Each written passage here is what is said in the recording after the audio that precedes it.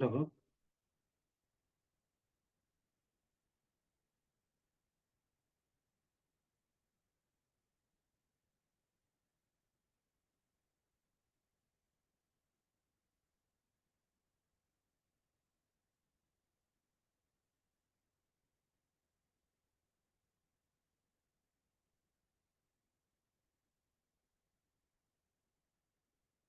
బాబు ఒక 5 నిమిషాలు ఆగుదాము.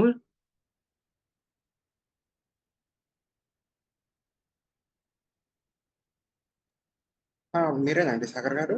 నేను సాగర్ మాట్లాడుతున్నానమ్మా. ఆ! ఒక 5 మినిట్స్ ఆగుదాము. రికార్డింగ్ ఆఫ్ చేసేయి. ఓకే. ఒక 5 మినిట్స్ తర్వాత చూద్దాం. ఎందుకంటే ఇక పార్టిసిపెంట్ జారలేదు. ఓకే. ఓకే. ఇంకా ఒక 5 నిమిషాలు చూద్దాం. ఓకే. రైట్ అమ్మా. అంటే రికార్డింగ్ మాధవి మ్యామ్ పెట్టారు. సో సరే అయితే. ఓకే. ఓకే. అయితే ఆ! ఓ పని చేద్దాం. మనం స్టార్ట్ చేద్దాము అయితే. ఒక 2 మినిట్స్ చూసి స్టార్ట్ చేద్దాం. ఓకే అండి. రైట్ అమ్మా.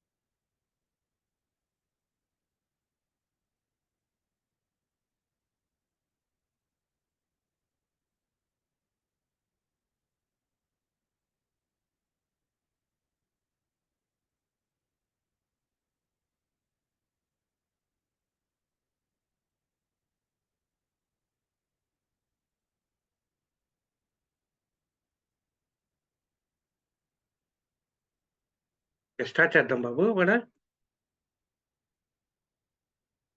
సాయి ఆ! ఇది ఇంకా స్టార్ట్ ఎవరు చేద్దాం. Join okay. స్టార్ట్ చేద్దాంలే. ఓం హరి ఓం.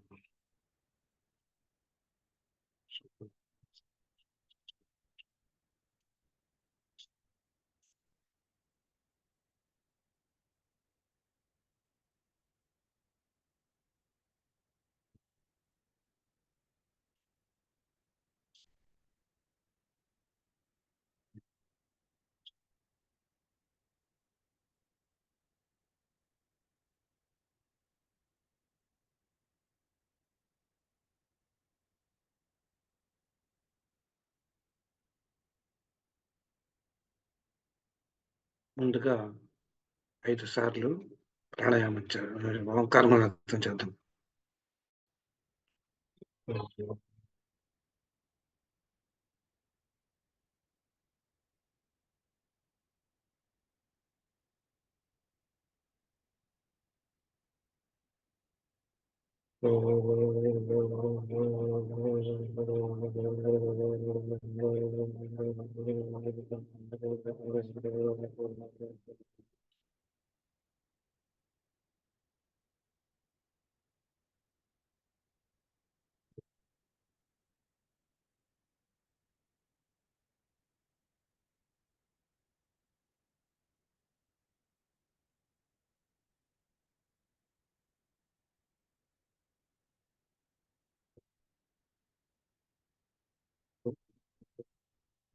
హ్మ్.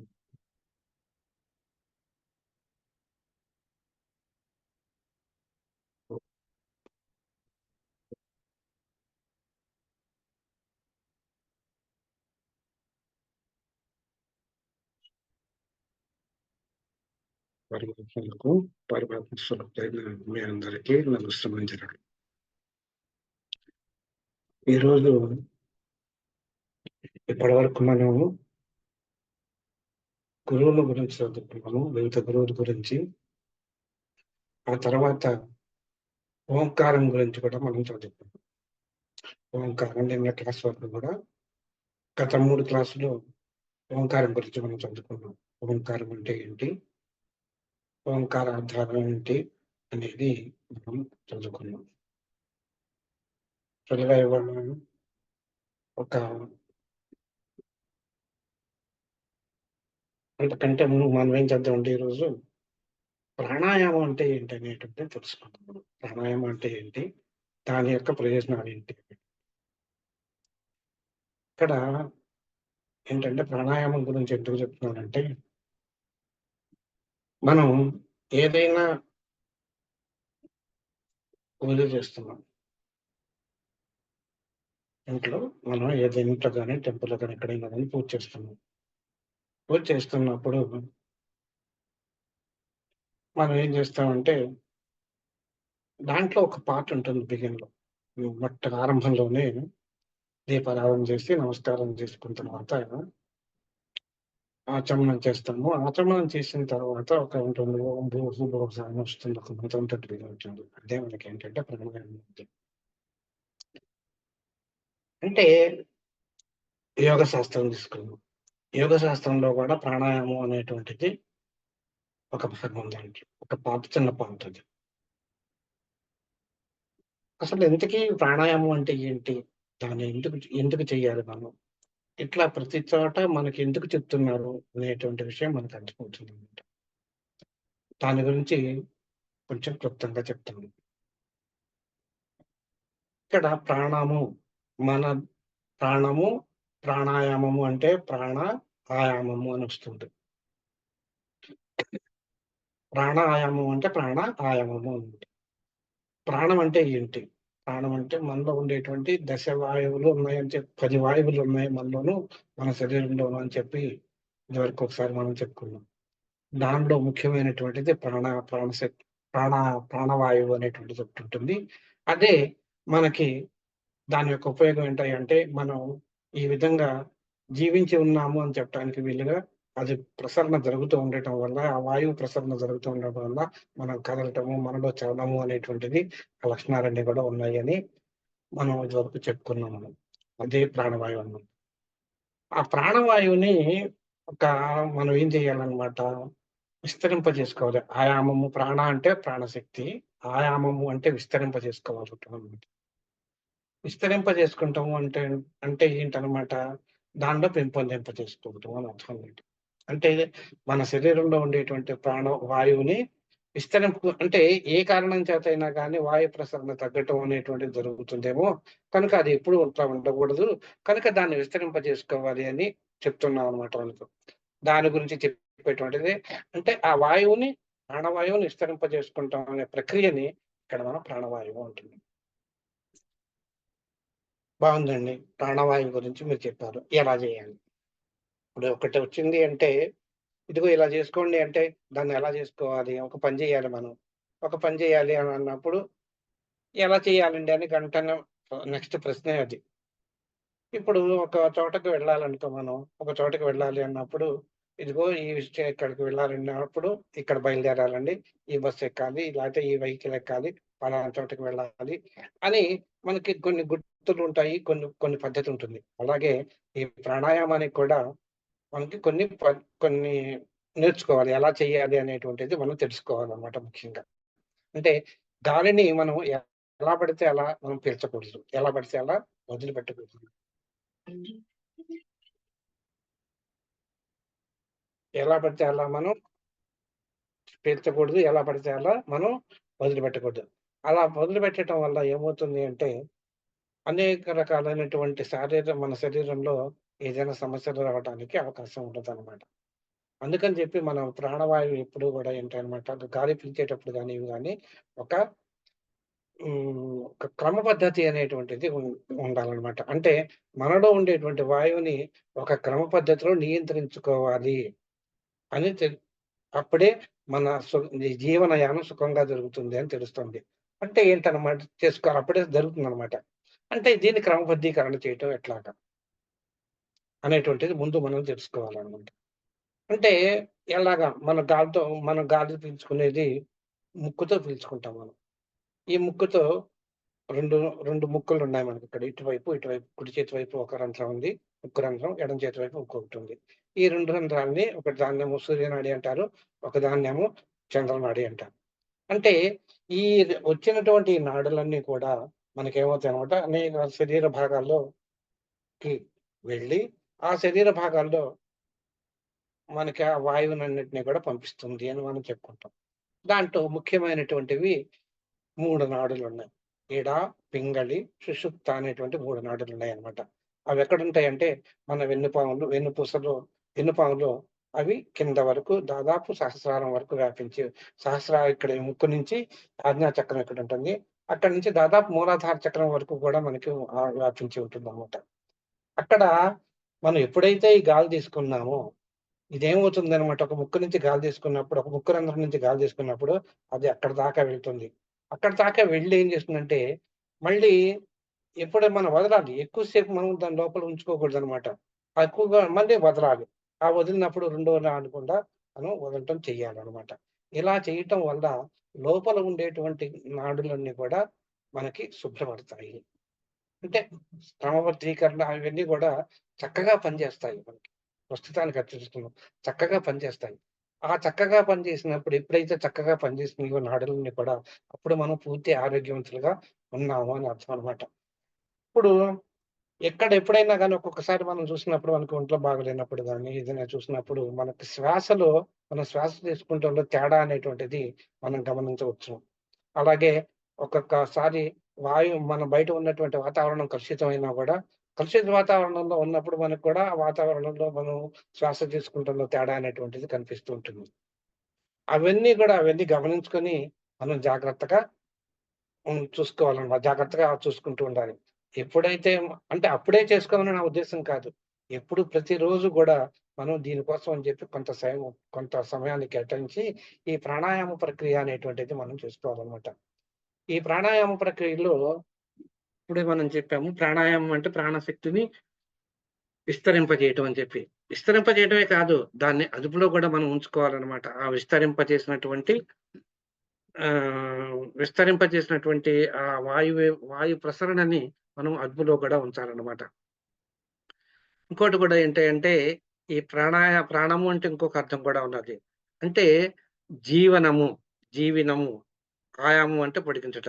అంటే మనం ప్రాణాయామం చేయటం వల్ల మన జీవన కాలం పెరుగుతుంది అని అర్థం అన్నమాట.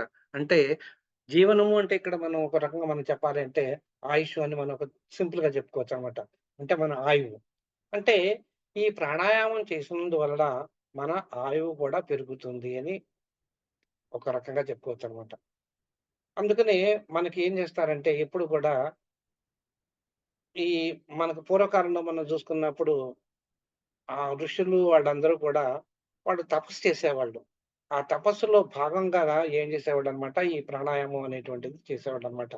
వాళ్ళు తపో దాన్ తపో అంటే ఆయువు ఒక శ్వాసని నియంత్రించటమే కాదు, ఆహారపు అలవాట్లలో కూడా మార్పు అనేటువంటిది వాళ్ళకు చూసుకునేవాళ్ళనమాట. చూసుకొని ఒక ఒక నిర్జనమైనటువంటి అంటే ఒక శుభ్రమైనటువంటి ప్లేస్‌లో అంటే మంచి గాలి వచ్చేటువంటి ప్లేస్‌లో కూర్చొని ఈ ప్రక్రియని చేసేవాళ్ళనమాట వాళ్ళు. అలా చేయటం వల్ల శుభ్రమైనటువంటి అంటే మనం ఆ గాలి ఇక్కడప్పుడు మనం కలుషితమైనటువంటి గాలిలో మనకు ఆక్సిజన్ ప్రమాణం తక్కువగా ఉంటుందనమాట. అంటే సైంటిఫిక్‌గా మనం ఆలోచించినప్పుడు మన జీవించటానికి అవసరమైనటువంటిది ఆక్సిజన్ అనేటువంటిది చెప్తూ ఉంటారనమాట. మన గాలిలో అనేక రకాలైనటువంటి వాయువులున్నాయి. దాంట్లో ఆక్సిజన్ ఒకటి. కలుషితమైనటువంటి గాలిలో ఆక్సిజన్ కంటెంట్ తక్కువగా ఉంటుందనమాట.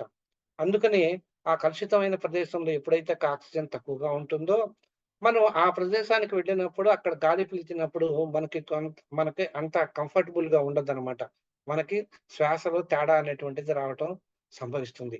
అందుకనే సాధ్యమైనంత వరకు ఏంటి అంటే శుభ్రమైనటువంటి అంటే స్వ గాలి బాగా వచ్చేటువంటి ప్లేస్‌లో కూర్చొని మనం అంటే కలుషితమైనటువంటి వాతావరణం లేనటువంటి ప్లేస్‌లో మనం కూర్చొని, ఆ ప్లేస్‌లో గనక మనం చేసినట్టయితే ఈ ప్రాణాయామ ప్రక్రియని మంచి ఫలితాలు రావటానికి అవకాశం ఉన్నదనమాట. అంటే ఇంకో ప్రశ్న అడగొచ్చు. ఏవండీ మీరు చెప్తున్నారు బాగానే ఉన్నది. ఇప్పుడు టౌన్‌లో గాని, ఆధునిక ప్రపంచంలో అన్నీ గూడా ఇదే కదా! కలుషితమే కదా! అందులో సిటీస్‌లో మరీ ఎక్కువగా ఉంటుంది కలుషితం. మరి అప్పుడు ఎట్లాగండి? మనం దానికోసం ఎక్కడికైనా బయటకి వెళ్ళాలా అంటే అలాగని నేను చెప్పటం లేదు. సాధ్యమైనంత వరకు మీకు లభిస్తున్నటువంటి ఒక ఫెసిలిటీ లభిస్తున్నంత వరకు మంచి గాలి, మంచి ఎయిర్ ఫ్లో ఉండేటువంటి ప్లేస్‌లో మీరు కూర్చొని చేసుకుంటే బావుంటుందని నా ఉద్దేశం. అదే నా ఉద్దేశం అన్నమాట. ఇక ఈ మనసు ఇంకోటి కూడా ఏంటయ్యా అంటే, ఈ మనసుని ఎప్పుడైతే మనం ఈ ప్రక్రియను ప్రాణాయామం అనేది చూస్తున్నామో, దీనివల్ల ఇంకొక ఉపయోగం ఏంటయ్యంటే, మన మనసు తద్వారా బుద్ధి, మనసు అంతఃకరణ చతుష్టయములు అంటారనమాట వంటేటిని. మనసు, బుద్ధి, చిత్తం, అహంకారం అనేటువంటి వాటిని చతుష్టయము, అహంకార చతుష్టయం అంటారు. మనలో ఉండేటువంటి గుణాలనమాట అవి. దీంట్లో ముఖ్యంగా ఏంటంటే మనసు, బుద్ధి. ఎప్పుడైతే మనసు కంట్రోల్ అవుతుంటుందో బుద్ధి సక్రమంగా పనిచేస్తుంది. మనసు సరిగ్గా లేకపోతే బుద్ధి సక్రమంగా పనిచేయదనమాట. అంటే ఇప్పుడు ఎప్పుడైతే నువ్వు ప్రాణాయామం చేసినప్పుడు మంచిగా చేస్తూ ఉంటావో అంటే it is a type of N exercise అనమాట. ఒక రకంగా చెప్పాలి అంటే. మన భాషలో చెప్పాలి అంటే ఒక రకమైనటువంటి ఎక్సర్‌సైజ్ అది. ఆ ఎక్సర్‌సైజ్ మనం చేస్తున్నందువల్ల మనకి ఎప్పుడైతే లోపల ఉండేటువంటి గాలి అంతా గూడా శుద్ధి అవుతూ ఉంటుందో, నాడులన్నీ గూడా శుద్ధి అవుతుంటాయో, మనలో ఒక రకమైనటువంటి అంటే మనం ఒక రకంగా మనలో బాగుంది మనకి అనే ఒక భావన మనకు కలుగుతుంది. ఐ యామ్ కంఫర్టబుల్ అనే ఒక భావన కలుగుతుంది. ఆ భావన మనకు కలిగినప్పుడు మనసు ప్రశాంతంగా ఉంటుంది. ఎప్పుడైతే మనసు ప్రశాంతంగా ఉందో, బుద్ధి అనేటువంటిది కూడా సక్రమంగా పనిచేయటానికి అవకాశం ఉంటుందనమాట. ఎప్పుడైతే బుద్ధి పనిచేస్తూ ఉంది అంటే ఏంటనమాట, ఏకాగ్రత నీకు కుదురుతూ ఉంది అని అర్థం అనమాట. అంటే నువ్వు దేని మీదైనా గాని కాన్సంట్రేట్ చేయగలవనమాట ఏదన్నా పని చేస్తున్నప్పుడు. అందుకోసం అని చెప్పి ఏంటంటే, బుద్ధి, మనసు 2 ఇంటర్‌లింక్డ్‌గా ఉంటాయి. దాదాపు ఒకే అర్థంగా కూడా కొన్ని కొన్ని సమయాల్లో చెప్తుంటారు. అందుకని నేను అప్పుడప్పుడు మనసు అని గాని, బుద్ధి అని గాని వాడుతూ ఉంటాను. సమయానుకూలంగా చెప్తూ ఉంటాను. ఆ తర్వాత ఏంటంటే రెండిటికి తేడా ఏంటనేటువంటిది ఇట్ ఈస్ ఎ మైన్యూట్ అనమాట అది. ఆ తేడా ఏంటనేటువంటిది నేను అప్పుడే చెప్తూ ఉంటాననమాట. ఇక ఇ ఈ ఇది ఎప్పుడైతే ఏకాగ్రత కుదురుతుందో, ఏకాగ్రత కుదిరినప్పుడు మనకేమవుతుందనమాట, మనకి లోపల ఉండేటువంటి అంత ఏక నాడులన్నీ కూడా శుద్ధి జరుగుతూ ఉంటాయనమాట. ఎక్కువగా యోగా శాస్త్రంలో ఈ ప్రాణాయామం గురించి ఎక్కువగా చెప్పారు. ఈ యోగ శాస్త్రానికి పితామహుడు పతాంజలి మహర్షి. ఈ పతంజలి మహర్షి అనేటువంటి ఆయన ఈ యోగ శాస్త్రాన్ని ప్రాణాయామం గురించి ఎక్కువగా చెప్పారు. ఆయన ప్రాణాయామం అనే మాటకు చెప్తూ, ఈ ప్రాణాయామంలో 2 భాగాలుంటాయన్నమాట. ఒకటేంటంటే ఉచ్ఛ్వాసము, నిశ్వాసము అనేటువంటి 2 వర్డ్స్ ఉంటాయి అక్కడ. ఏంటిది? ఈ ప్రాణాయామం ఉచ్ఛ్వాసము అంటే ఏంటి? నిశ్వాసము అంటే ఏంటి? ఉచ్ఛ్వాసము అంటే పైకి, అంటే ఉచ్చము అంటే పైకి, నిస్ ఉ ఆశ్వాసము అంటే పీల్చడం అన్నమాట. నిశ్వాసము అంటే కిందకి వదలటం అన్నమాట. అంటే ఉచ్ఛ్వాస, నిశ్వాసములు అంటే పైకి గాలి పీల్చటం, కిందకి లోపలికి గాలిని విడచటము. ఈ రెండిటిని కలిపి ఉంచటాన్ని ఈ రెండిటిని కలిపి ఆయన ఏమన్నారంటే ప్రాణాయామం అన్నారన్నమాట. సింపుల్‌గా చెప్పాలంటే. అంటే ఒక మనం పైకి గాలి పీల్చటం, కిందకి గాలి వదలటం. ఈ ప్రక్రియ మొత్తాన్ని కలిపి ఆయనేమన్నారంటే పతంజలి మహర్షి గారు ప్రాణాయామం అన్నారనమాట. అలాగే ఇంకొక ఆయన అంటే దాని గురించిన వివరణ మనకు కావాలి అంటే పతంజలి మహర్షి రాసినటువంటి యోగ శాస్త్రంలో దానికి సంబంధించినటువంటి వివరణ అంతా కూడా ఆయన చెప్పారనమాట. అలాగే ఇంకొక ఆయనున్నారు. ఆయనెవరంటే స్వాత్మారామ అనేటువంటి ఒక ఆయన యోగి స్వాత్మారామ అనేటువంటి ఆయన. ఈయనెవరంటే మనకి ఉత్తరప్రదేశ్‌లో గోరఖ్‌పూర్ అనేటువంటి ప్లేస్ ఉందనమాట. ఆ గోరఖ్‌పూర్ ప్లేస్‌లో జన్మించినటువంటి గోరఖ్‌నాథ్ అనేటువంటి యోగి గోరఖ్‌నాథ్ అనేటువంటి ఆయనున్నారనమాట. ఆయన శిష్యుడనమాట ఈ స్వాత్మారామ అనేటువంటోడు. ఈ గోరఖరామ్ అనేటువంటి ఆయన మంచి యోగ వ్య యోగ సా యోగాభ్యాసం చేసినటువంటి వాడు. ప్లస్ మంచి మంత్రవేత్త అనమాట. అక్కడ ఆయన పేరు మీద యోగ శాస్త్రం మీద బుక్స్ ఉన్నాయి. గ్రంథాలు రాసాడాయన. అలాగే మంత్రశాస్త్రం మీద అమోఘమైనటువంటి మంత్రశాస్త్రాన్ని అభ్యసించి దాని మీద ఆహ్, గ్రంథాలు అనేకమైనటువంటివి రాసినటువంటి మహానుభావుడు ఆ గోరఖనాథుడనమాట. ఆయన శిష్యుడే స్వాత్మారాముడు. ఆయన గో గో ఆయనేం చేశాడంటే ఒక గ్రంథం రాశారనమాట. దాని పేరు 'హఠయోగ ప్రదీపిక'. ఆ 'హఠయోగ ప్రదీపికలోను' ఈ హఠ యోగం అంటే ఏంటి? ఉచ్ఛ్వాస నిశ్వాసములంటే ఏంటి? ప్రాణాయామం ఏంటి? దాంట్లో ఎన్ని రకాలున్నాయి? దాన్ని చేసేటువంటి పద్ధతులేంటి? అనేటువంటి వివరణ అంతా కూడా యోగ శాస్త్రానికి అంటే ఓన్లీ ఈ ప్రస్తుతానికి నేను మాట్లాడుతుంది ప్రాణాయామం గురించి కనుక, దీని గురించిన వివరణ అంతా కూడా ఆ 'హఠయోగ ప్రదీపిక' అనేటువంటి గ్రంథంలో ఆయన పూర్తిగా వివరించాడు. కనుక ఈ ఇద్దరు మహానుభావులు కూడా మనకి ప్రాణాయామం అంటే ఏంటో కూడా అనేటువంటిది మనకి క్లియర్‌గా చెప్పారనమాట. ఇక ప్రాణాయామంలో ముఖ్యంగా మనకి 3 రకాలున్నాయనమాట. ఒకటేంటయ్యా అంటే కనిష్ట ప్రాణాయామం, రెండోదేమో మధ్యమ ప్రాణాయామం, మూడోదేమో ఉత్తమ ప్రాణాయామం అనేది 3 రకాలున్నాయనమాట. ఏంటి? వీటిలో తేడాలేంటి? ఈటిల్లో తేడాలేంటంటే ముఖ్యంగా ఈ సాధకుడు ఏం చేయాలంటే ఫస్ట్ ఆఫ్ ఆల్ ఇతను ఎవరైతే ఈ ప్రాణాయామం నేర్చుకున్న వాడిని, ప్రాణాయామం చెయ్యాలి అనుకున్న వాడిని సాధకుడు అంటారనమాట. అంటే దాన్ని సాధన చేసేటువంటి వాడు గనక అంటే ఇదంతా కలిపి మనం ఒక యోగం అనుకుంటే, ప్రాణాయామం అనేటువంటిది ఒక యోగం అనుకుంటే, ఆ యోగాన్ని మనకి సాధన చేసేటువంటి వాడు గనక యోగ సాధకుడు అనేటువంటి ప్రాక్టీస్ చేసే ఆయన పేరు సాధకుడు అంటారు. యోగాన్ని ప్రాక్టీస్ చేస్తున్నాడు గనక యోగ సాధకుడు అనే ప్రస్తుతానికి మనం అనుకుందాం. ఈ యోగ సాధకుడు ఎవరైతే ఉన్నారో, ఆ సాధకుడు మార్నింగే లెగవాలనమాట. ఆ మార్నింగ్ లేసి, ఎర్లీ మార్నింగే లేసి, నిత్యకృత్యాలన్నీ గూడా తీసుకొని, ఒక చక్కటి మంచి ప్లేస్ చూసుకొని, అక్కడ ఒక సుఖాసనం ఒక ఒక చాపపయో, లేకపోతే ఒక పీఠో, లేకపోతే ఒక క్లాత్ ఏదో ఒకటి వేసుకొని దాని మీద కూర్చోవాలి.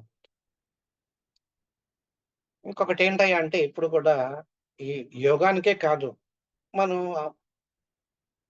గమనిస్తే మనం పూజలు ఏదైనా చేసుకుంటాం మనం. లే పూజ చేసుకునేటప్పుడు ఎప్పుడు గూడా మనం ఏం చేయాలన్నమాట, కింద ఎప్పుడు కూర్చోకూడదనమాట. లేకపోతే ఒక మంత్రాన్ని ఉచ్చరించేటప్పుడు గాని, ఎప్పుడైనా సరే మనం ఎప్పుడు గూడా కింద కూర్చోకూడదు. అంటే ఏవండీ కూర్చుంటే ఏమవుతుందండి అనేటువంటిది కూడా నేను చెప్తాను. కింద కూర్చోకూడదనమాట. ఆ కింద కూర్చోకుండా ఒక ఆసనం అనేటువంటిది ఆసనం అంటే పీట లాంటిదో ఏదో ఒకటి వేసుకొని దాని మీద కూర్చోవాలనమాట. ఆ కూర్చున్న తర్వాత దాని మీద కూర్చొని మాత్రమే చేయాలి గానీ, వేరేటువంటి వాటి మీద కటిక నేల మీద కూర్చోకూడదు. అది ఎందుకంటే, మనం చేసినటువంటి ఏదైనా మనలో ఉండేటువంటి ఏదైనా గాని పాజిటివ్ ఎనర్జీ మనకు ఎక్వైర్ అయితే, కటిక నేల మీద కూర్చున్నప్పుడు ఏమవుతుందనమాట, మనం ఏదైతే మనం ఎనర్జీ ఉందో మనకి, మనం ఎనర్జీ గెయిన్ చేస్తామో, ఆ ఎనర్జీ అంతా గూడా ఈ భూమి తీసుకుంటుందనమాట. భూమికి ఆకర్షణ శక్తి ఉంది అని చెప్పాం. దాన్నే గురుత్వాకర్షణ శక్తి అని మనకి మనకి నవీన శాస్త్రజ్ఞుల నుంచి కూడా చెప్తూ ఉంటారనమాట. ఆ గురుత్వాకర్షణ శక్తి తోటి అదేం తనకున్నటువంటి శక్తితోటి ఎనర్జీ అంతా కూడా అది అబ్జార్బ్ చేసుకుంటుందనమాట. అందుచేత ఎప్పుడు కూడా మనం పూజ చేసేటప్పుడు గానీ, లేకపోతే ఒక మంత్రాన్ని ప్రాక్టీస్ చేసేటప్పుడు గానీ, ఎప్పుడు గూడా మనం కింద కూర్చోకూడదు. ఒక ఆసనం అనేటువంటిది ఒక మద్ కూర్చోవాలి మనం. ఆసనం అంటే ఏం లేదు కూర్చునే మదుగనమాట. అది పీట కావచ్చు, కుర్చీ కావచ్చు, మంచం కావచ్చు, ఏదైనా కావచ్చు. ఒక ఆసనం అనమాట. ఈవెన్ ఏది దొరకలేదనుకో, ఒక క్లాత్ వేసి కూర్చోబెట్టటం, చాపేసి కూర్చోబెట్టటం, ఇయన్నీ కూడా మనకి చేయవలసినటువంటి పనులనమాట. కనుక మనం చేసేటప్పుడు ఈ ప్రాణాయామం చేసేటప్పుడు కూడా అదే విధంగా మనం ఏం చేయాలనమాట, ఒక క్లీన్‌గా ఉండేటువంటి ప్రదేశాన్ని ఎన్నుకొని, అది శుభ్రంగా ఉండాలనమాట ఎప్పుడు కూడా. ఎప్పుడు కూడా మనం సాధన చేసేటప్పుడు అంటే ఈ ప్రాణాయామమే కాదు, మన పూజ అది కూడా మనం ఏదైనా చేసుకోవాలనుకున్నా కూడా, మన పరిసర ప్రాంతాలన్నీ కూడా కొంచెం సాధ్యమైనంత వరకు శుభ్రంగా ఉండేటట్టుగా చూసుకోవాలనమాట. ఎందుకంటే, ఆ ప్రదేశం మనకి ఎట్లా ఉండాలంటే, మనం ఏదైనా పని చేయాలనుకో, మనం పని చేయాలనుకున్నప్పుడు ఏమవుతుంది, ఒక మంచిగా మనకు బాగా ఆహ్లాదంగా మనకనిపిస్తే ఏమవుతుంది, ఆ పని మనం శుభ్రంగా చేయగలం. అలా కాకుండా ఆ ప్రదేశం అంతా ఆహ్, బాగాలేదనుకోండి కొంచెం. బాగాలేనప్పుడు ఏమవుతుంది, మనకి మనస్కరించదు. అక్కడ కూర్చుంటానికి మనస్కరించదు. మనకి అక్కడ ఉండటానికి కూడా మనకి మనస్కరించదనమాట. అలాగే అందుకని జెప్పి మనం ఏం చేయాలనమాట, ఇప్పుడు ఇంకెందుకు ఒక మనకిష్టమైనటువంటిది ఏదైనా ఒక స్వీట్ ఉంది. ఆ స్వీట్ అని అబ్బా! ఇవాళ స్వీట్ తినాలని ఉందనుకున్నా. ఆటోమేటిక్‌గా నీకు ఎవరో నీకు తీసుకొచ్చి ఆ స్వీట్ ఇచ్చారు తినమని. ఆ తినమని ఇచ్చినప్పుడు ఆహా! నాకు ఇష్టమైన స్వీట్ దొరికింది ఇవాళ నాకు. భగవంతుడే నాకు పంపించాడు అని అనుకుంటూ మనం ఏం చేస్తాం, గబుక్కన ఆ స్వీట్ తినేస్తాం. నీకు నీకు ఇష్టం లేని స్వీట్ నీ దగ్గరకొచ్చిందనుకో, అప్పుడు నీకేమవుతుంది, చాలా డిస్కంఫర్ట్ నువ్వు ఫీల్ అవుతావన్నమాట. చాలా డిస్కంఫర్ట్ ఫీల్ అవుతావు. అలాగే ఇక్కడ కూడా ఏం జరుగుతుందనమాట, ఆ ప్రదేశం అంతా చుట్టుపక్కల నువ్వు ఏ ప్రదేశంలో కూర్చొనైతే ప్రాణాయామం చేయాలనుకున్నావో, ఆ ప్రదేశం చుట్టుపక్కల గూడా నీకు చుట్టూతా కొంచెం శుభ్రంగా ఉన్నప్పుడు, నీ మనసు ఆహ్లాదకరం అవుతుందనమాట. ఇప్పుడు మనం ఏదైనా ఒక ప్లేస్‌కి వెళ్ళడం. ఒక చెట్లు, చేమలు ఉండేటువంటి ఒక మంచి ప్లేస్‌కి గాని, లేకపోతే నీ మనసుకు నచ్చేటువంటి ఒక ప్లేస్‌కి గాని, ఎక్కడికైనా వెళ్ళినప్పుడు, బయటికి వెళ్ళినప్పుడు, ఆహా! ఇది చాలా బాగున్నది అని మనం అనుకుంటూ, అక్కడ కొంచెం ఎక్కువ సేపు సమయం కేటాయించి, ఎక్కువ సేపు అక్కడ ఉండటానికి మనం ప్రయత్నం చేస్తాం. అదే ఒక్కొక్కసారి ఏమవుతుంది అంటే, మనం ఆ ప్రదేశానికి వెళ్ళినప్పుడు ఎప్పుడెప్పుడు ఆ ప్లేస్ నుంచి బయటికొచ్చేద్దామా అని అనిపిస్తుందనమాట. అట్లాగే ఇప్పుడు ఈవెన్ మనుషుల్లో గూడా అంతేననమాట. ఎవరినైనా మనం చూస్తే ఉన్నారనుకో, మనిషితోటి మనం ఎదురైన తారసపడినప్పుడు మనకేమవుతుందనమాట, ఆహా! ఈ మనిషి చాలా బాగున్నాడు. మనకి ఆ మనిషితోటి ఎక్కువ స్పెండ్ చేస్తే బావుంటుంది అని మనకి అనిపిస్తుందనమాట. అందుకని జెప్పి మనం ఏం జేస్తాం, ఎక్కువ సేపు ఆ మనిషితోటి ఎక్కువ సేపు స్పెండ్ చేయటానికి ఏదైనా ఆ టాపిక్ అక్కడ వచ్చేటువంటి టాపిక్‌లు గూడా మనకి ఇష్టంగా ఉండేటువంటయితే ఎక్కువ సేపు స్పెండ్ చేయటానికి మనం ప్రయత్నిస్తాం. లేకపోతే లేదు. అట్లాగే ఇక్కడ గూడా మనం ప్రాణాయామం చేసేటప్పుడు గూడా ఒక మంచి ప్లేస్ చూసుకొని ఎప్పుడైతే పెట్టామో, ఆ ప్లేస్‌లో ఉన్నప్పుడు ఏమవుతుంది అన్నమాట, చక్కటి వాతావరణం అక్కడ అలుముకొని ఆటోమేటిక్‌గాను మనం ఎక్కువ సేపు సాధన జేయటానికి అంటే ప్రాణాయామం చేయటానికి అవకాశం దొరికి మన మనస్కరించుతుంది కనుక మనం ఎక్కువ సేపు కూర్చొని అది చేయగలం అన్నమాట. ఆ ప్రక్రియను మనం చేయగలం. అలా లేకపోతే ఏమవుతుందనమాట, ఎప్పుడెప్పుడు ఎళ్ళిపోదామా, ఎప్పుడెప్పుడు లేసిపోదామా అని చెప్పి అని ఉంటుందనమాట. కనుక ఇప్పుడేంటనమాట, ప్రాణాయామం చేయాలి అని అనుకున్నప్పుడు ముందుగా ఏం చేయాలనమాట, ఒక చక్కటి ఒక ప్లేస్ చూసుకొని, ఆ ప్లేస్‌లో మనం ఒక ఆసనం వేసుకొని, ఒక చాపో లేకపోతే ఒక కనీసం వస్త్రం వేసుకొని, అక్కడ కూర్చొని ఏం చేయాలనమాట, ముక్కుతో ఒక ఒక ఇట్లా పెట్టుకొని, ఒక ఎడమ ముక్కుని మూసి, రెండో ముక్కుతోటి కుడి ముక్కుతోటి నువ్వేం చేయాలనమాట, గాలి పీల్చాలనమాట. ఈ గాలి పీల్చి, ఆ గాలి పీల్చేటప్పుడు కూడా ఎట్లాగనమాట, ఇట్లా తీసుకొని, ఇట్లా బాగా పీల్చి లోపలికి వెళ్ళిపోయింది అని అనుకున్న తర్వాత నువ్వేం చేయాలనమాట, రెండో దానితోటి ఇట్లా అంటే ఈ ఉంగరం వేలుతోటి నువ్వేం చేయాలనమాట, ఇట్లా మూసేయాలి. మూసేసి రెండోది ఓపెన్ జేయి. ఇప్పుడు బటన్ వేలుని ఓపెన్ చేయాలి.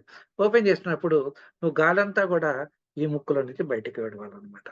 ఇది ఇలా చేయటాన్ని ఒక ఆవృతము అంటారు. అంటే ఒక ఆవృతము అంటే ఒక పర్యాయం అన్నమాట ఇక్కడ. ఇది ఒక పర్యాయం అన్నమాట. ఇలా గాలి పీల్చి మళ్ళీ రెండోసారి విడవటం అన్నమాట. అంటే ఇది ఒక ఆవృతం. ఇట్లా ఆవృతాన్ని 6 సార్లు మనం చేయాలన్నమాట.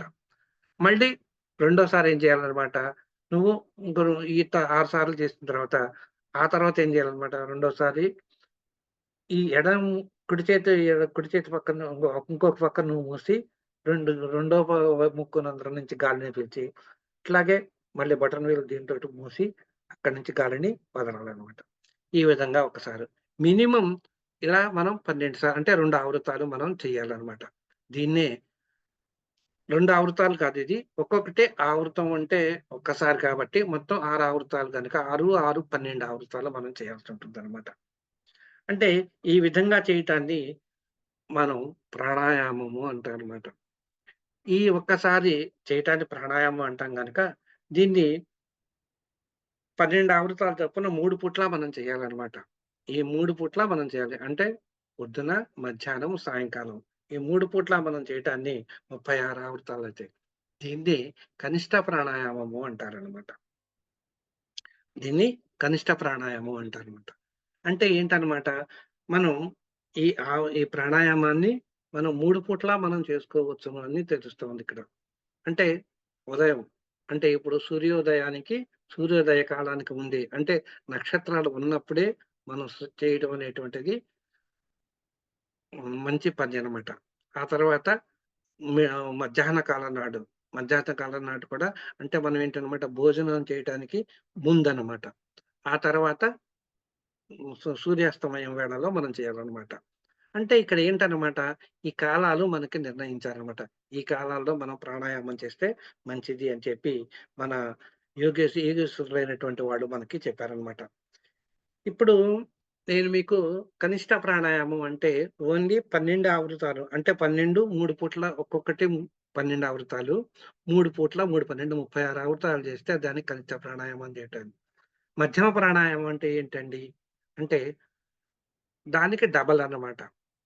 దానికి అంటే 72 ఆవృతాలు చేస్తే దాన్ని మధ్యమ ప్రాణాయామం అని అంటారనమాట.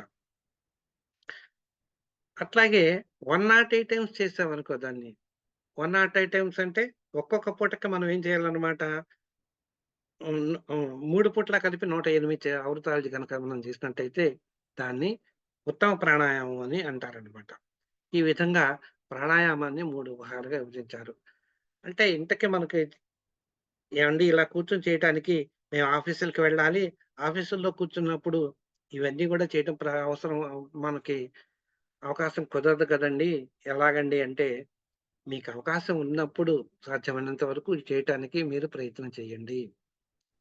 అంటే దీని యొక్క ఆవశ్యకతను గుర్తించమని చెప్తున్నాను నేనిక్కడ. ప్రాణాయామం చేసినందువల్ల లాభాలేంటి అనేటువంటివి నేను చెప్తాను. దానివల్ల ఎందుకు మనం చెయ్యాలి? ఇది ఒక ట్రెడిషనల్‌గా వస్తున్నటువంటిది అనేటువంటిది భావన కాకుండా, ఒక యోగ శాస్త్రంలో ఒక భాగము. దీన్ని ఒక యోగాసనం కింద మనం తీసుకొని, దాన్ని చేస్తే మన యొక్క ఆరోగ్యం బాగుపడుతుంది అన్న ఉద్దేశంతోటి మీరు చేయండి దీన్నిక్కడ. ఆ ఉద్దేశంతోటి మనం చేస్తే ఒక రకంగా చేయొచ్చు.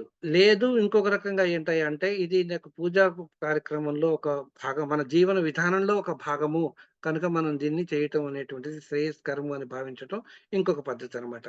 ఏ పద్ధతులు అవలంబించినా మీకు చేయటం అనేటువంటిది ఉత్తమం అని నేను చెప్తాను.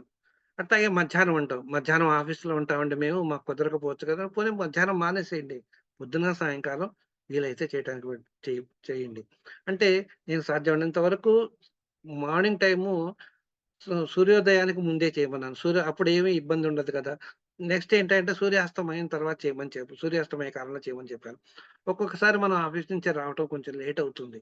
ఆ టైంలో ఎట్లాగండి అని అడగొచ్చు. కనుక ఆ టైంలో ఎట్లాగండి అన్నప్పుడు కొంచెం టైం అటు ఇటు అయినా పెద్ద ఇబ్బందేమి ఉండదు. దీన్ని ఒక యోగ ప్రక్రియ కిందే, ఒక యోగాసనం కిందే తీసుకొని మీరు చేయటం అనేటువంటిది ఉత్తమమని నేను చెప్తాను. అంటే ఏవండీ మధ్యాహ్నం 12 గంటలు మిగతాప్పుడు ఎక్కడికైనా వెళ్తాము. అప్పుడు ఎట్లాగండి అంటే ఎక్కడైనా గాని చేయొచ్చనమాట. ఇదంతా ఇప్పుడు నేను చెప్పేటువంటిది మీకు ఎక్కువ ఎలాబొరేట్‌గా ఉంది కానీ, మీరది చేస్తే ఎంత పడుతుంది? 5 మినిట్స్ పడుతుంది యాక్చువల్‌గా మీరు చేయాలన్నప్పుడు. ఈ ము మ పోనీ కనిష్ట ప్రాణాయామం 36 ఆవృతాలు అని చెప్పి 36 ఆవృతాలు. అంటే పైకి ఇచ్చేసి కిందకి వదలటం. అంటే ఒక 6 సార్లు పీల్చటం, 6 సార్లు తీయటం. ఇంకొకసారి ఈ ముక్కు వదిలి ఈ ముక్కు. ఇవన్నీ చేయటానికి మనకి ఎంత సేపు పడుతుంది? ఈ ప్రాక్టీస్ చేసినంత నేను చెప్పినంత సేపు పట్టదు. నేను చెప్పినంత సేపట్లో 108 టైమ్స్ మీరు చేసేయొచ్చప్పుడు. కనుక మినిమమ్ అయినా గాని చేయటానికి మీరు ప్రయత్నించమని చెప్పి నా సలహా. ఇక ఇంకోటేంటంటే, ఈ ప్రాణశక్తి మనకి ఏ విధంగా మనకి ఉంటుందంటే, మనకి ప్రాణము, అపానము, సమానము, ఉదానము, సమానము అనేటువంటివి ఈ ప్రాణశక్తి ముఖ్యంగా 5 రకాలుగా ఉంటుందన్నమాట. ఇక ఇంకోటేంటంటే ఇందాకన నేను చెప్పినప్పుడు పూరకము అని చెప్పాను. పూరకము, కుంభకము, రేచకము అనేటువంటివి ఒక 3 వర్డ్స్ ఉన్నాయి ఈ యోగంలో. పూరకం అంటే ఏంటి? కుంభం అంటే ఏంటి? రేచకం అంటే ఏంటి? ఇందాకన నేను మీకు చెప్పినప్పుడు గాలి పైకి పీల్చమని చెప్పాను నీకు నేను. ఈ గాలి పైకి పీల్చటంలో గబగబా పీల్చకూడదనమాట ఎప్పుడు గూడా. ఒక యూనిఫార్మ్ ఫ్లోగా పీల్చాలనమాట గాలిని. ఆ యూనిఫార్మ్ ఫ్లోగా మనం గాలి పీల్చినప్పుడు అది లోపలికి వెళ్తుంది. అది ఎక్కడికెళ్తుంది? మన ఊపిరితిత్తుల్లోకి వెళ్తుందనమాట. ఆ ఊపిరితిత్తుల్లో మనం ఎంత ఇది చేయాలి అంటే, మన ఆ ఊపిరితిత్తులలో గాలి ఫుల్లుగా ఉండేటంత వరకు గూడా మనం ఈ గాలిని పీల్చాలి సాధ్యమైనంత వరకు.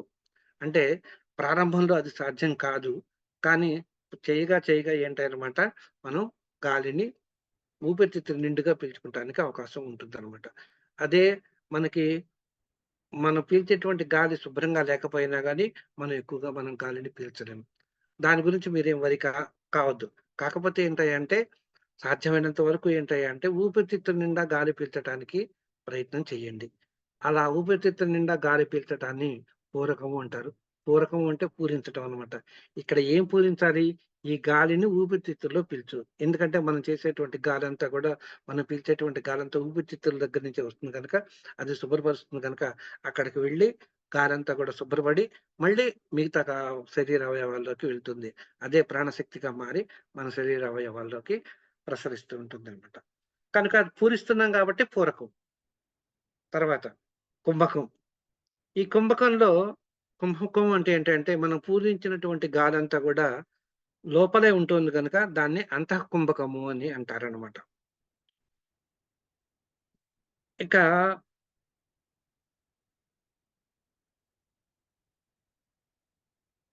ఆ! అంతఃకుంభకము అని అంటారనమాట. ఆ లోపల గాలిని అలాగే ఉంచటాన్ని కుంభకము అంటారు. తర్వాత రేచకము. ఇప్పుడు ఇందాక మనం ఏం చేసాము? లోపల గాలి పీల్చాము. ఆ గాలి పీల్చిన గాలి లోపలే ఎక్కువ సేపు మనం ఉంచలేము. ఎక్కువ సేపు ఉంచితే మనకి శ్వాస ఆగిపోయే ప్రమాదం ఉంది. కనుక ఎక్కువ సేపు ఉంచకూడదు. ఫ్యూ సెకండ్స్ అన్నమాట. ఉంచి ఆ గాలిని మళ్ళీ మనం వదులుతాం. రెండో ముక్కు రంధ్రం గుండా మనం వదులుతాము. ఇలా వదిలినటువంటి దాన్ని మనం ఏమంటామనమాట రేచకము అని అంటారనమాట. ఈ రేచకం తర్వాత మనకి మళ్ళీ ఏమవుతుందనమాట, అక్కడంతా కూడా గాలి ఏమీ ఉండదు ఊపిరితిత్తుల్లో. దాన్ని బాహ్య కుంభకము అని అంటారనమాట. ఆ స్థితిలో ఉన్నటువంటి ఊపిరితిత్తుల యొక్క స్టేజ్‌ని ఆ స్టేజ్‌ని దాన్ని బాహ్య కుంభకం అంటారనమాట. కనుక ఇప్పుడు కుంభకం అంటే అర్థం ఏంటనమాట, పూరకం తర్వాత లోపలికి గాలి పీల్చి, అక్కడ గాలిని ఉంచటాన్ని అంతఃకుంభకము అంటారు. ఆ గాలిని బయటికి వదిలేసిన తర్వాత, అక్కడ ఎంప్టీగా గాలి లేకుండా చేసి, అక్కడ కాసేపు అలా ఉంచటాన్ని మనం బాహ్య కుంభకం అని అంటామనమాట. అంటే ఏంటనమాట, ఇప్పుడు ఇందాక నేను చెప్పాను. 6 సార్లు గాలి పీల్చి, 6 సార్లు మనం గాలి పీల్చటం, మళ్ళీ వదలటం, మళ్ళీ ఇంకోసారి చేయటం అనేటివి. ఏవండీ ఇవన్నీ హరీబరీగా వెంటనే చేసేయాలంటే అలా కాదు. దానికి ఒక టైమ్ బౌండ్ ఉందనమాట. మొట్టమొదటి మనం చేసేటువంటి ఇక్కడేంటంటే, మొట్టమొదటి దశలో ఎప్పుడైతే మనం బిగినింగ్‌లోనే ఈ ఎప్పుడైతే ఈ ప్రాణాయామ సాధన చేస్తున్నామో, ఆ సాధనలో ఈ కుంభకం అనేటువంటిది 50 సెకండ్స్ మాత్రమే ఉంచుకోవాలనమాట గాలి లోపల. ఈ కుంభకం అనేటువంటిది 50 సెకండ్స్ వరకి. అంటే ఏంటనమాట, లోపలికి పీల్చిన తర్వాత గాలి మనం ఒక 50 సెకండ్స్ మాక్సిమం 50 సెకండ్స్ ఉంచటానికి ప్రయత్నం చేయండి. అదే మధ్య కుంభకం దశలో 1-40 నిమిషాల వరకు ఉండటానికి ప్రయత్నం చేయొచ్చు. ఉత్తమ కుంభకం అయితే 2-30 నిమిషాల వరకు గూడా పెంచటానికి చేయవచ్చును అని చెప్పి మనం చెప్తామనమాట యోగ శాస్త్రం. అంటే ఏంటనమాట, మనం గాలిని ఎప్పుడు గూడా అది ఏదో చెప్పారు కదా! ఇక్కడ ఫిగర్స్ ఇచ్చారు కాబట్టి, ఆ ఫిగర్స్ ప్రకారం ఉండాలి అనేటువంటి అలా గూడా మీరు పెట్టుకోవద్దు. మళ్ళీ ఇబ్బందవుతుంది. అందుకని జెప్పి మీరు ఎంతవరకు గూడా గాలిని పీల్చి ఉంచగలరో అంతవరకు ఉంచుకోండి. ఆ తర్వాత వెంటనే వదిలేసేయండి గాలిని. ఆ తర్వాత ఎప్పుడు వదిలేసిన తర్వాత మళ్ళీ గాలి పీల్చకుండా ఉండకూడదు కదా! లేకపోతే ఊపిరి ఆగిపోతుంది. కనుక అలా కాకుండా ఉండటానికి మళ్ళీ గాలి పీల్చాలి మనం.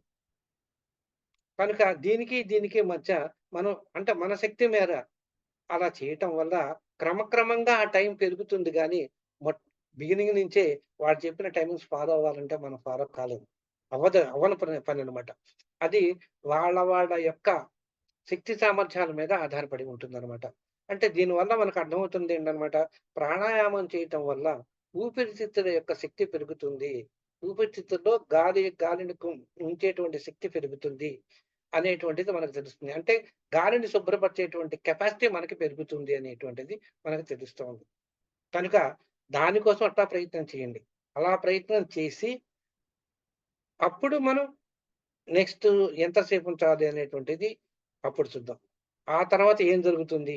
ఎక్కువ సేపు గాలిని మనం కుంభకం చేస్తే ఏమవుతుంది అనేటువంటివి దానిలో వచ్చేటువంటి ఫలితాలేంటి? ఇవి అనేటువంటివి మనం క్రమక్రమంగా మనం ఒకదాని తర్వాత ఒకటి నేర్చుకుందాం అన్నమాట. ముందల ప్రక్రియ అయితే ఇది. కనుక దీన్ని మనం ప్రాణాయామ ప్రక్రియ అంటాం అన్నమాట. ఈ ప్రాణాయామ ప్రక్రియని మనం గూడా ఆచరిద్దాం. ఆ తర్వాత సాధ్యమైనంత వరకు ఏంటంటే ఈ ప్రాణాయామం చేసేటప్పుడు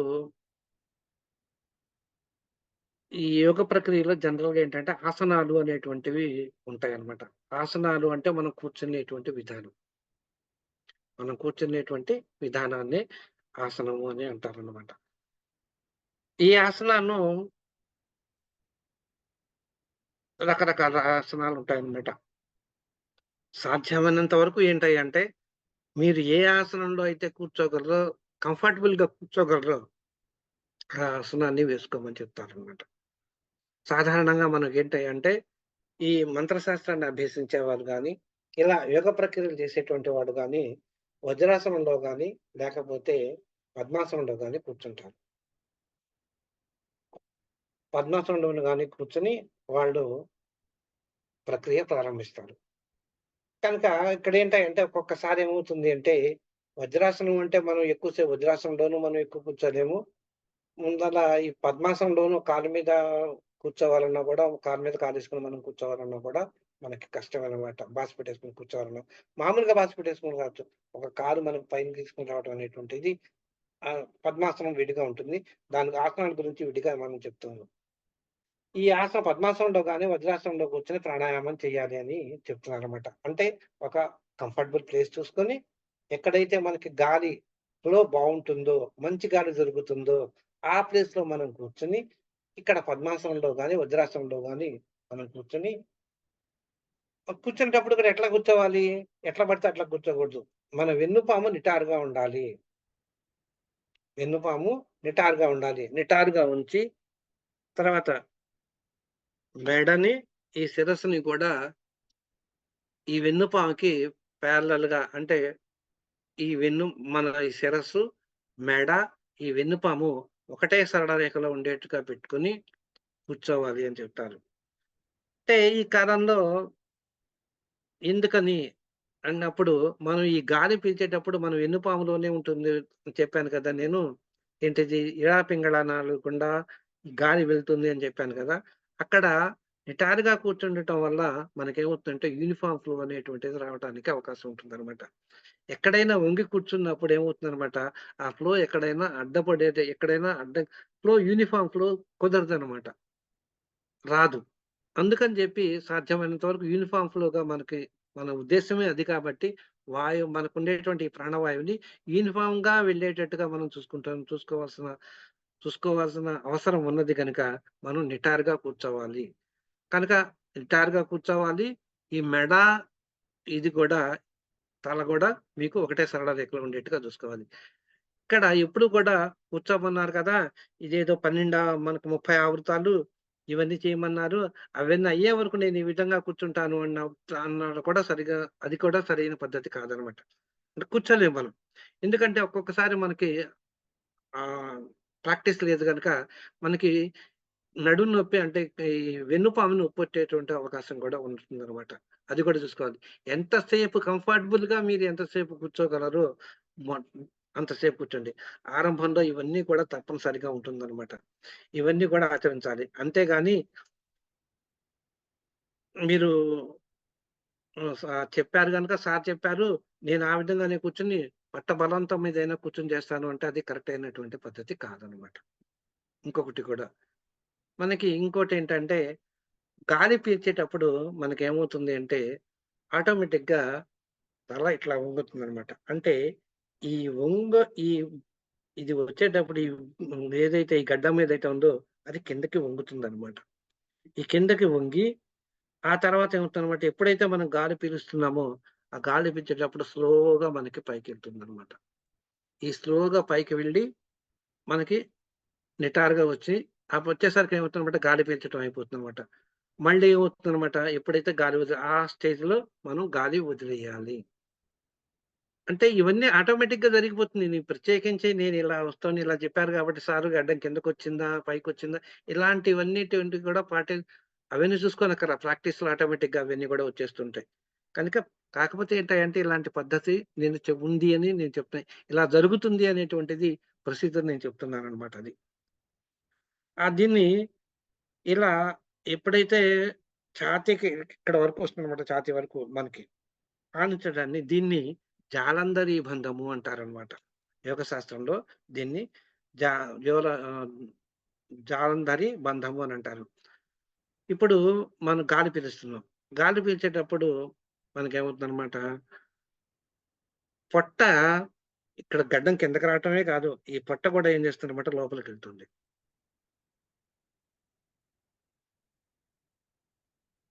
పీల్చేటప్పుడేమో పొట్ట పైకొస్తుంది. వదిలేటప్పుడు ఏమవుతుందనమాట, పొట్ట కిందకెళ్తుంది, లోపలికెళ్తుంది. ఇట్టా లోపలికి వెళ్ళటాన్ని మనకి ఇక్కడ ఏమంటారంటే ఉద్యాన బంధము అంటారనమాట. దీన్ని ఉద్యాన బంధము అంటారనమాట. లేదా ఈ ఆసనంలో ఇలా కూర్చొని చేస్తున్నా గనక దీన్ని మూలబంధము అనేటువంటిది కూడా అంటారనమాట. ఈ ఆస్ ఆ విధ పురుషు ఇలా వదలటాన్నేమో ఉద్యాన బంధం అంటారు. మనం ఏ ఆసనంలో కూర్చున్నామో దాన్నేమో మూలబంధము అంటారనమాట. ఈ మూడిటిని కలిపి త్రిబంధము అని అంటారనమాట దీని ప్రకారంగా. ఇలా ఈ విధంగా మనం ప్రాక్టీస్ చేయాలనమాట. అంటే ఇక్కడేమవుతుంది అంటే, మనం ఏం చేస్తున్నాం 3 స్టెప్‌లున్నాయి ఇక్కడ.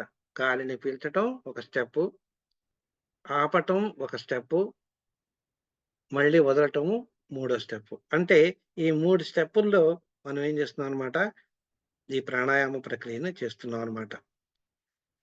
ఇక దీంట్లో ఈ ప్రాణాయామంలో అనేక రకాలైనటువంటివి ఉన్నాయి. దాంట్లో 8 ప్రక్రియలు 8 రకాలైనటువంటివి ముఖ్యంగా చెప్తారు. వీటిల్ని అష్టకుంభకాలు అని అంటారనమాట. ఈ అష్టకుంభకాల్లో మొట్టమొదటిది ఏంటి అంటే సూర్యభేదనము. సూర్యభేదనం అంటే ఏంటి అంటే సూర్యనాడిని ఉద్దీప్తి చేయటము. అంటే ఇక్కడేంటనమాట మనకి ముక్కు రంధ్రాలున్నాయి. ఈ ముక్కు రంధ్రాల్లో ఒక నాడి ఒకదాన్నేమో వెళ్తుంది కనుక దీన్ని నాడీలు కనెక్ట్ అయ్యి ఉంటాయి దీనికిక్కడ. ఒకదాన్నేమో సూర్యనాడి అంటారు కుడి చేతి దాన్ని. ఇంకొక దాన్నేమో చంద్రనాడి అని అంటారన్నమాట. ఈ చంద్రనాడి, సూర్యనాడులలో ఏమవుతుందన్నమాట మొట్టమొదటిగా సూర్యనాడితోటి మనం ఉద్దీపనం చేయటం. దాన్ని సూర్యభేదనం అని అంటారన్నమాట.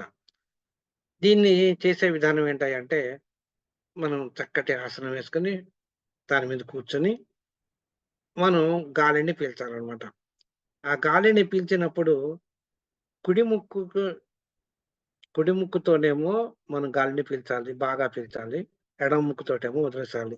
ఇలా పూరించటం, రేచించటం దీన్ని సూర్యభేదనం అని అంటారనమాట. దీనివల్ల ఉపయోగం ఏంటయ్యా అంటే ఉదర కపాలం మనకి అంటే ఈ ఈ శిరస్సులో ఉండేటువంటి లోపలి భాగాన్ని మనం కపాలం అంటాం. ఇక్కడ కపాలం అంతా గూడా బ్లాక్ అక్కడంతా గూడా అక్కడ ఉన్నటువంటి మాలిన్యాలు తొలగిపోయి దానికి తేలిక పడుతుందొకటి. ఉదర సంబంధమైనటువంటివి బాధలు ఏదన్నా ఉంది అంటే తగ్గటానికి అవకాశం ఉంటుంది. ఏదైనా గాని మనకు తెలుసో తెలియకో అంటే మన దేహం క్రిమికీటకాలతో కూడా లోపల మనకు తెలియనటువంటి బ్యాక్టీరియాలు ఏమన్నా ఉంటాయి. అవి కూడా హరింపబడతాయి. తర్వాత మనలో ఎప్పుడు కూడా కొన్ని గ్రంథులు అనేటువంటివి ఉంటాయి. అంటే గ్రంథి అంటే జంక్షన్స్ అన్నమాట. ఈ గ్రంథి అంటే బ్రహ్మ గ్రంథి, విష్ణు గ్రంథి, మహేశ్వర గ్రంథి అని మెయిన్‌గా 3 గ్రంథులుంటాయి. ఇంకా చిన్న చిన్న గ్రంథులు ఉంటాయన్నమాట. అంటే మనకుండేటువంటి అంటే జంక్షన్స్ అన్నమాట. మనలో ఉండేటువంటి నరాలు కొన్ని నరాలు ఒక చోటకొచ్చి కలిసిపోయి ఉంటాయన్నమాట. ఇప్పుడు మనం ఏదైనా రోడ్డు మీద వెళ్తున్నప్పుడు, మెయిన్ రోడ్ మీద వెళ్తున్నప్పుడు 4 రోడ్ల కూడలి వస్తుంది. ఆ కూడలనే మన శరీరంలో కూడా అలాంటి కూడళ్ళు బోలెడుంటాయన్నమాట. దాన్ని ఆ ప్రదేశాన్ని ఆ కూడ ఎక్కడైతే కలుసుకున్నాయో ఆ నాడులన్నీ కూడా దాన్నే గ్రంథి అని మనం అంటాం అన్నమాట. దాంట్లో ముఖ్యమైనటువంటివి బ్రహ్మ గ్రంథి, విష్ణు గ్రంథి, ఈశ్వర గ్రంథి అని 3 రకాలైనటువంటి గ్రంథులుంటాయన్నమాట. అవి ముఖ్యమైనటువంటివి. చిన్న చిన్న గ్రంథులు బోలెడుంటాయన్నమాట. ఈ గ్రంథుల్లో స్వేద గ్రంథి, స్నేహ గ్రంథి అనేటువంటివి 2 ఉన్నాయి. ఇవి 2 కూడా ఉత్తేజింపబడతాయన్నమాట. అంటే ఉత్తేజం అంటే ఈ అంటే ఎగ్జాగరేట్ అవుతాయని అర్థం అన్నమాట. ఎగ్జాగరేట్ అవ్వటం అనేటువంటిది ఎందుకు జరుగుతుంది? ఈ వాయువుల ప్రసరణ అలా వెళ్తున్నప్పుడు అవి వాటిల్లో సంకోచ వ్యాకోచాలు జరుగుతుందన్నమాట. అలా జరిగినప్పుడు అక్కడ ఉండేటువంటి ఏవైనా గాని మలినాలు ఏమన్నా ఉంటే అవన్నీ బయటికి పోయి ఇక్కడ అక్కడ శుభ్రంగా ఉంటుందన్నమాట.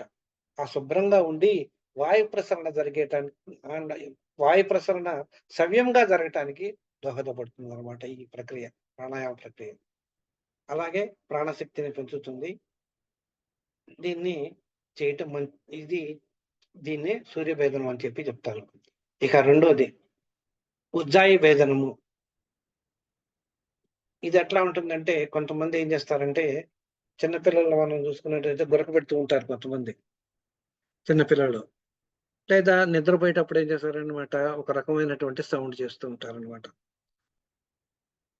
అలా మనం గాలి అది తీసుకున్నప్పుడు అలా సౌండ్ చేస్తూ గొంతుకు దగ్గర నుంచే మనకు గాలి ఇట్లా వస్తుంది కాబట్టి అక్కడ కొంచెం సౌండ్ చేస్తూ మనం గనక చేస్తున్నట్టయితే సౌండ్ చేస్తూ ఉన్నట్టయితే దాన్ని ఉజ్జాయి బంధనం ఉజ్జాయి అని అంటారు దాన్ని.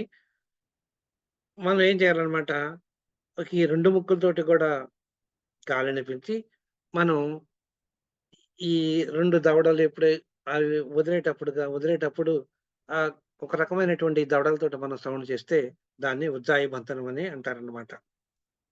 ఇక్కడ కూడా ఏంటన్నమాట చంద్రనాడితోటి రేచించటం, సూర్యనాడితోటి పూరించటం 2 ఇక్కడ జరగాలన్నమాట. దీనివల్ల ఉపయోగం ఏంటి? దీనివల్ల ఉపయోగం ఏంటి అంటే మనలో ఉండేటువంటి శ్లేషం అనేటువంటి ఒక పదార్థం డెవలప్ ఉంటుందన్నమాట. ఆ శ్లేషం అనేటువంటిది తొలగిపోతుంది. ఎవరైతే ఉబ్బసం వ్యాధితోటి అంటే ఆస్తమా వ్యాధితోటి బాధపడుతూ ఉంటారో దాని వల్ల ఉపశమనం కలగటానికి అవకాశం ఉంటుంది. తర్వాత మనకున్నటువంటి మనం ఉన్న వెన్నుపాముని, తర్వాత ఈ మెడ భాగాలు ఇవన్నీ కూడా ఇందాక మనం చెప్పుకున్నాం స్ట్రెయిట్‌గా ఉండాలి అని చెప్పి మనం చేసేటప్పుడు. అవి స్ట్రెయిట్‌గా ఉండటానికి దోహదపడుతుంది ఈ ఉజ్జాయింపు అనేటువంటిది. ఆ తర్వాత మనం పడిశం పట్టిందనుకోండి. పడిశం పట్టినప్పుడు మనకి ఒక రకంగా గొంతులో ఒక కళ్ళి అనేటువంటిది మనం చెప్తూ ఉంటాం.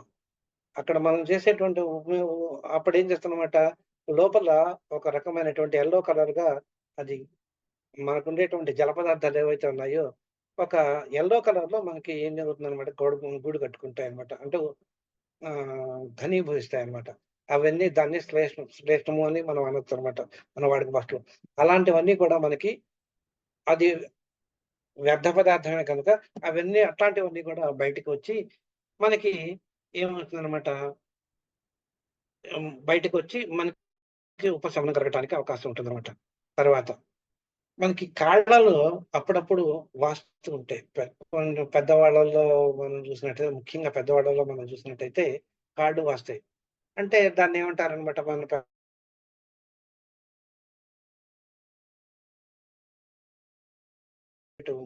చేసినట్టయితే చెయ్యి పెట్టి నొక్కినట్టయితే అక్కడ గుంట కూడా పడుతుందనమాట. అలాంటి దాన్ని మనం ఏంటంటే కాళ్ళకి నీరు పట్టింది అని అంటారు.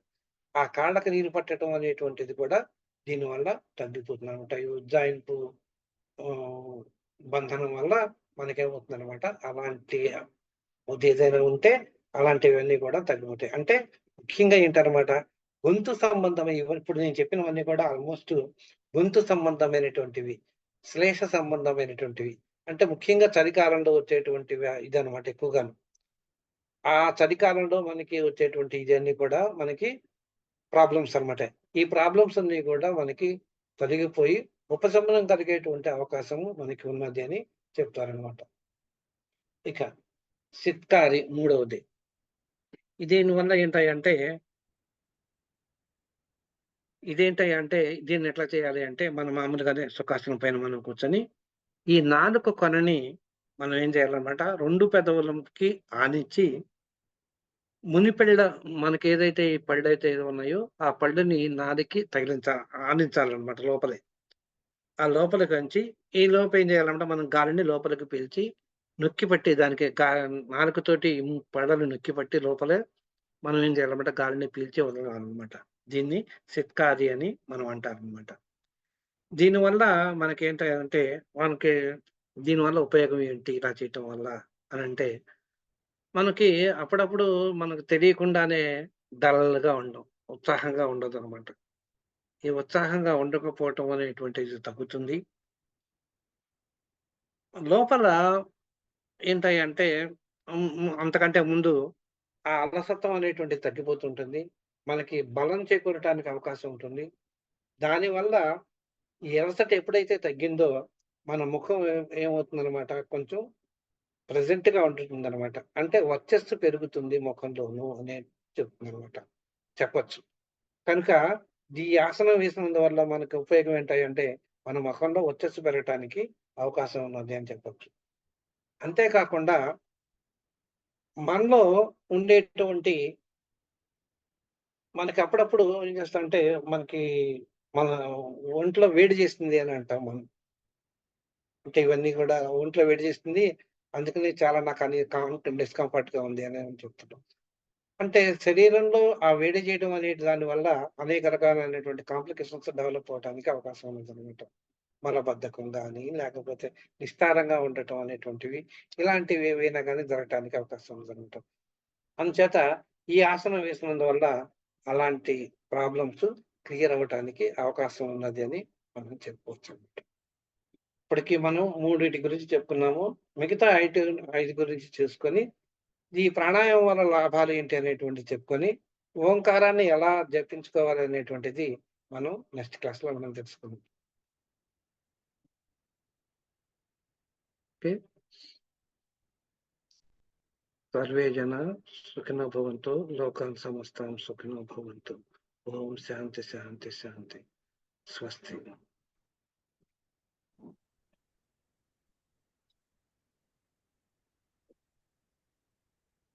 Okay Babu. ఆఫ్ చేసేయండి ఇంకా. ఓకే అండి. సరే. చెప్పమ్మా. ఒక చిన్న క్వెషన్ అండి. మీరు ఇప్పుడు ఇవి చెప్పారు కదండీ! అవునమ్మా. ఒకదానికి. హ్మ్. అవి ఎన్ని ఆవృతాలు చేయాలండి? అదే కనిష్ట ప్రాణాయామం అదే అని చెప్పాను కదా నేను. సేమ్ అన్ని టైమ్స్ చేయాలా 6 ఇవి? సార్లు, 6 సార్లు చేయాలి. 6 సార్లు ఒక 6 ముక్కు సార్లు. రంధ్రం గుండా, ఇంకోటేమో గాలి పీల్చడం 6 సార్లు పీల్చాలి. ఒకదాని నుంచి వదిలేయాలి 6 సార్లు. ఇంకొక ఓకే. ముక్కు మూసి, ఇంకొక ముక్కు రంధ్రం మూసి 6 సార్లనమాట అట్లాగా. మొత్తం 12 సార్లనమాట. ఓకే. అవునండి. మినిమమ్ అది. ఓకే. అది మినిమమ్. ఫిగర్ చెప్పారు హ్మ్. వాళ్ళు. కానీ మనం ఎంతసేపు చేయగలమో అంతసేపు. బిగినింగ్‌లో ఎక్కువ సేపు మనం చేయలేము. కనుక 2 సార్లు చేయగలిగితే 2 సార్లు చేయండి. 3 సార్లు చేయగలిగితే 3 సార్లు చేయండి. అది ఒక ఫిగర్ మాత్రమే. ఎప్పుడు కూడా ఈ శాస్త్రంలో ఏంటంటే కొన్ని ఫిగర్స్ అని చెప్తారు. ఆ ఫిగర్స్ చెప్పిన వాటి మీదే స్టిక్ అని మనం ఉండకూడదనమాట. హ్మ్. అది హ్మ్. హ్మ్. మన మనకుండేటువంటి కెపాసిటీని బట్టి కూడా ఆధారపడి ఉంటుంది. ఇవి గ్రాడ్యుయల్‌గా చేసుకుంటే ఆ కెపాసిటీ పెరుగుతుంది మనకి. ఆ సంఖ్య పెరుగుతుంది. మీరు 6 సార్లు చేయాలని చెప్పాను. 6 కాదు. మీరు ఆ ప్రాక్టీస్ చేయగా ఏంటంటే అదే ఓకే. 12 సార్లు అవుతుంది, 24 సార్లు అవుతుంది, 72 సార్లు కూడా చేయొచ్చు మీరు. అది క్రమంగా పెరుగుతుంది. బిగినింగ్‌లో చేసేటువంటి సంఖ్య మాత్రం చెప్పాననమాట నేను. హ్మ్. అది. ఓకే. సరే. అట్లాగే మనకి ఓకేనండి. ఒక థాంక్స్. మంత్రం ఉంది. ఒక మంత్రాన్ని కూర్చొని జపించమని చెప్పాను నేను. జపిస్తారు. ఒక మనకి చెప్పిన మంత్రోపదేశం చేసిన గురువుగారు ఏం చెప్తారంటే, హ్మ్. ఒక 1,00,000 చేయండి. ఆ 1,00,000 చేయంగానే లేదా 1,25,000 చేయండి. మీకు సిద్ధి కలుగుతుంది అని చెప్తారు. హ్మ్. కనుక అక్కడ కౌంట్ ఎందుకు చెప్పారు అనేటువంటిది మనం చేసినంత మాత్రం చేత ఆ మంత్రానికి సిద్ధి కలుగుతుందా అంటే చెప్పలేము దానికి. ఒక్కొక్కసారి ముందే కలగొచ్చు. అతను చేసినటువంటి శ్రద్ధగా అతను చేసుకుంటే ఆ 1,00,000 కంటే ముందే కావచ్చు అతనికి సిద్ధి కలగొచ్చు. కనుక హ్మ్. దాని నంబర్ అనేటువంటిది కౌంట్ అనేటువంటిది నియమబద్ధం కాదు. మినిమమ్ అన్ని సార్లు చేసుకోండి అని చెప్తారనమాట. అది. ఒక్కొక్కసారి ఆ 1,00,000 పెరగొచ్చు. అప్పటికి కూడా కాకపోతే మళ్ళీ ఇంకో 1,00,000 చేయండి అని చెప్తారు. ఇప్పుడు మనం ఒక డాక్టర్ దగ్గరికి వెళ్ళామండి. మెడిసిన్ హ్మ్. వేసుకుంటున్నాము. జ్వరం వచ్చింది. డాక్టర్ దగ్గరికి వెళ్ళాము. ఇదిగో ఇది ఏసుకోండి 3 రోజులు ఏసుకుంటే తగ్గిపోతుంది అంటాడు డాక్టర్. వేసుకుంటాం. 3 రోజుల్లో తగ్గదనుకోండి. అప్పుడేం చేస్తాం? మళ్ళీ 3 రోజులు ఏసుకోండి అని చెప్తాడు. అట్లాగే ఇది కూడా అంతేననమాట. హ్మ్. ఓకే.